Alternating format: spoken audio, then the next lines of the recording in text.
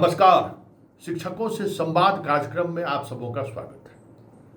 और आज हम शिक्षकों से संवाद में दो विषय पर चर्चा करने के लिए आए हैं। एक विषय तो कल जो आदेश हुआ है उस आदेश को लेकर बहुत सारी बातें आ रही हैं, उस संदर्भ में भी बातचीत होगी। बातचीत तबादले की एक सूची जारी हुई है, उस संदर्भ में भी होगी। लेकिन हम शुरुआत सरकार के उस प्रेस रिलीज की करने जा रहे हैं जिसको लेकर शिक्षक लोग ही शुरुआती कई घंटे तक फेक कहते रहे और एक माहौल बनाने की कोशिश की। उसमें कुछ सूत्र मूत्र वाले लोग भी शामिल थे। स्वाभाविक तौर पे वो मेरी जिम्मेवारी थी। और एक बात आप क्लियर कट समझ लीजिए कि आपका हम नेता नहीं है, हम पत्रकार हैं। और ये भी दिमाग से निकाल लीजिए कि जिससे मेरा बेहतर बातचीत होता है, हम लोग हंस आने वाले दिनों में अगर आप कोई गलती कीजिएगा तो संतोष सिंह से आप ये उम्मीद कीजिएगा कि संतोष सिंह खबर नहीं चलाए, तो ये उम्मीद आप करना छोड़ दीजिए। संतोष सिंह को जानने वाला आदमी जो है उससे समझ लीजिए कि एक से एक वर्षों का दोस्ती भी खबर को लेकर हम समझौता नहीं करते हैं, इसलिए टिके हुए हैं। और इसीलिए सिस्टम और सरकार में बैठे हुए लोग भी जो है संतोष सिंह की बात पर भरोसा करते हैं। भले सिद्धार्थ अगर हमारी बात पर भरोसा किए रहते ना तो ये दुर्दशा, ये स्थिति शिक्षकों की नहीं होती। जितने ये सूत्र मूत्र वाले और आपके नेता लोग मिलकर सिद्धार्थ का जितना दिमाग कान भरा और जो कुछ भी किया उसकी परिणति सामने है। एगो बैठ के जो सब हंसुआ बना रहा है, देख रहे हैं ना, वीडियो चल रहा है।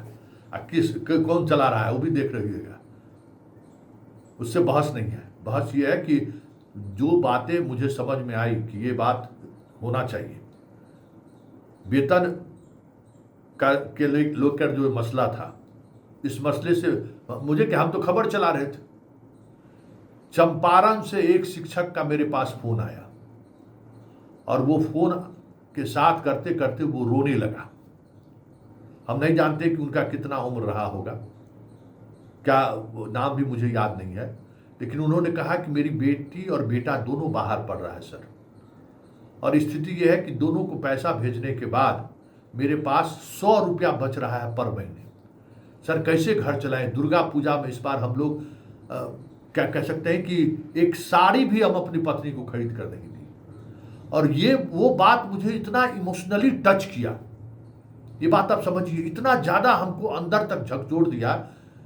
फिर हमें लगा कि नहीं, इस पर अगर मुझसे कुछ हो सकता है तो करना चाहिए। और मेरा सिर्फ और सिर्फ इसी बात को लेकर मेरा कंसर्न था कि सर इन लोगों को जो आप हक दिए हैं वो हक तो दे दीजिए।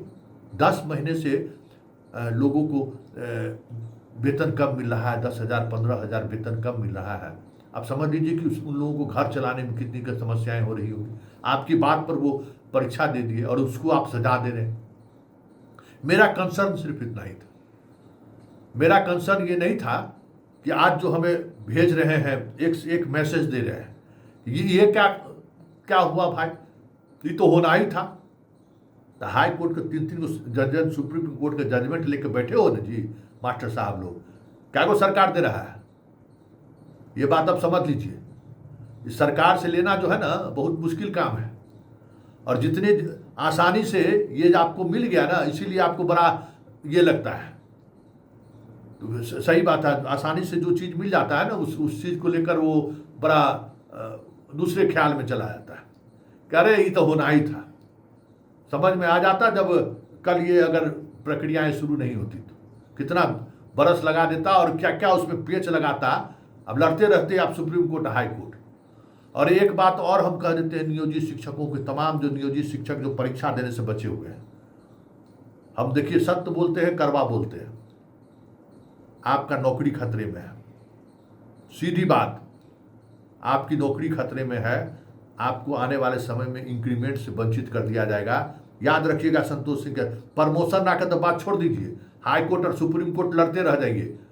सरकार का रवैया हम आपको बता रहे हैं, क्योंकि अगर आप सरकार के सक्षमता वाली परीक्षाओं को लेकर आप अगर सजग नहीं रहिएगा तो आप चुनाव बाद इलेक्शन का बहुत हिसाब किताब सरकार करेगी। आप सरकार, और एक बात और समझ लीजिए, सरकार को धमकी देकर आप कुछ नहीं बिगाड़ सकते, ठीक ना। ये सब हम धमकी रोज हम लोग सुनते रहते हैं। किसी ऑर्गेनाइजेशन में किसी शिक्षक में ये औकात नहीं रह गया है किसी भी तरीके का। सोसाइटी इस तरीके से जाति जाति में बढ़ चुका है, इस तरीके से लाभुक योजनाओं में बढ़ चुका है, जो मास्टर साहब की बीवी जो है आपको कहने से वोट दे देगा, तो यही बहुत बड़ी बात है। इसलिए ये सब नहीं दीजिए, जितना नियोजित शिक्षक का दिमाग ठंडा कर लीजिए। बहुत दिन घर में नौकरी कर लिए हैं, या तो रिटायर हो जाइए, आगे आने वाले समय में 5 सक्षमता खत्म होने के बाद नंबर 1 आप ही हैं। सब इंक्रीमेंट आप जितना जो आप सोच रहे हैं ना प्रमोशन, सब सोचते रह जाइएगा।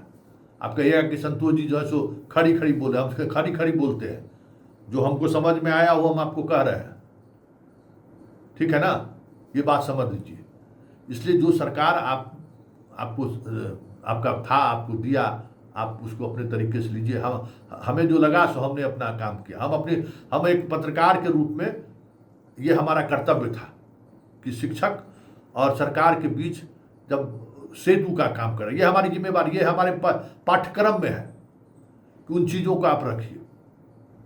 तो वो हमने अपनी बात रखी, ठीक है। वो बातें आपको सहजता से नहीं स्वीकार है, आप जो करना है वो आपकी इच्छा है। और चलते चलते बात ट्रांसफ़र की कर रहे हैं। कल रात से ही देख रहे हैं कि 8-10 शिक्षकों के ट्रांसफ़र का लिस्ट भेजकर हमसे पूछा जा रहा है कि ये क्या हो रहा है। आपको पता है ये लिस्ट भी जो है वो टाइम्स ऑफ स्वराज का डर है, डर। नहीं तो अंदर टेबुल जितना ट्रांसफर ये लोग कर दिया, किसी को कानो कान खबर हुआ क्या? वो भी खबर तो हम ही चलाते थे ना कि कितने लोगों का पटना ट्रांसफर हुआ है। वो सूची भी बहुत मुश्किल से निकालते थे। पटना में कम से कम 700 से 800 शिक्षकों ने अपना ट्रांसफर कराया है। उसकी सूची आपके पास है। और ये ट्रांसफर कोई आज नहीं हुआ है। ये टाइम्स ऑफ स्वराज ने जब सवाल खड़ा किया, अंडर टेबुल मंत्री के यहां से जब ट्रांसफर होने लगा और जब हम लगातार सवाल खड़े करने लगे तो उस पर ब्रेक लगी। और ये सारे ट्रांसफर, ठीक है, ये सारे ट्रांसफर के पीछे पैरवी होगा, बाकी चीज भी हो सकता है, लेकिन इस पत्र के मजमून को पढ़िए। प्रशासनिक दृष्टिकोण से ट्रांसफर हुआ है, एडमिनिस्ट्रेटिव ग्राउंड में ट्रांसफर हुआ है।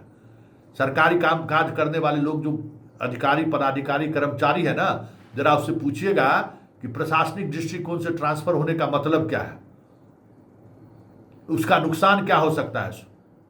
वो भी एक मीडिया का दबाव है सरकार पे कि ठीक है हमें ऑब्लाइज करना है, मंत्री का फोन हो या विधायक का फोन हो या कुछ भी हो, इसके बावजूद भी जो हम प्रक्रिया अपनावे उस प्रक्रिया में सरकार की आलोचना नहीं हो। इसलिए ये 8 को 10 को सूची भेज कर हमको क्या करिएगा। जितना सिंगल म्यूचुअल ट्रांसफर कराए हैं, बेशर्मी का तो हद है ना जी मास्टर साहब। लोग सिंगल म्यूचुअल ट्रांसफर कराए हैं, कौन कराया? जितना फर्जी कैंसर का सर्टिफिकेट लेके जो सास हमारी बीमार है उस आधार पर जो ट्रांसफर कराए हैं, वो हमको आईना दिखाइएगा कि देखिए सर क्या हो रहा है। अरे क्या हो रहा है? हम तो देखिए रहे हैं, हम तो रोज देख रहे हैं। और अभी भी विभाग अगर मुंह खोल दे ना तो आप लोग पॉइंट खोल के पहुंच जाइएगा वहां। हम नहीं देख रहे, हम नहीं सोचते कि घर में पोस्टिंग कराने के लिए आप लोग किस हद तक जा सकते हैं और कहां तक जा रहे हैं। तो वो आप अनैतिक काम जितना कीजिएगा, वहां पर चीन की दीवार की तरह बीच में हम खड़े रहेंगे, तो आपको तोड़ना पड़ेगा। सिद्धार्थ के समय में भी हम खड़े थे, वी राजेंद्र के समय भी खड़े हैं। और एक बात और चलते चलते कहते कि मेरे परिवार में, मेरे ससुराल, नहिरा, मौसीहार, ननिहाल, ददिहाल, जितने भी तरह का हाल हो सकता है, मित्र का मित्र कोई शिक्षक नहीं है। आपको अगर ये लगता होगा कि संतोष जी के परिवार में शिक्षक की वजह से ये काम किए हैं या इस बात का आवाज उठाते हैं, कोई मेरा घर में परिवार में कोई शिक्षक नहीं। हमारे जानने वाला सब जानता है। आपके शिक्षक समाज के हजारों लोग हमको व्यक्तिगत रूप से जानते हैं, उनको पता है कि हमारा कोई नहीं है। और आने वाला समय में भी कोई बिहार में आने वाले लौट कर आने वाला नहीं है। सब भाई बहन जितना है सब 7 समुंदर पार है, कोई यहाँ नहीं है। समझ गए? हम ही भकलोल हैं जो बैठ के पटना में आपके लिए जो है सो खबर बनाते रहते हैं। खैर, ऐसे तमाम शिक्षकों को भी हम बधाई देते हैं जो कल जो कुछ तस्वीरें आप इस कार्यक्रम के सहारे देख रहे हैं। वो सारे शिक्षकों ने कम से कम उन्होंने उस बात को समझा कि क्या चीज़ें हो रही हैं, और बात चलते चलते सेवा निरंतरता की भी कर देते हैं। बाकी बात हम नहीं कहेंगे, ठीक है ना। और एक बात जो आप लोग हमको बताए नहीं, एक तो वो भी हो जाता। वो बात कल रात में आनंद से जब हमारी बहस हुई तो आनंद हमें बताया कि भैया ये भी होना चाहिए था, और वो हो जाता अगर हमारी समझ में होता तो। एचटी का कहीं था सेवा निरंतरता? एचटी को मिला ना।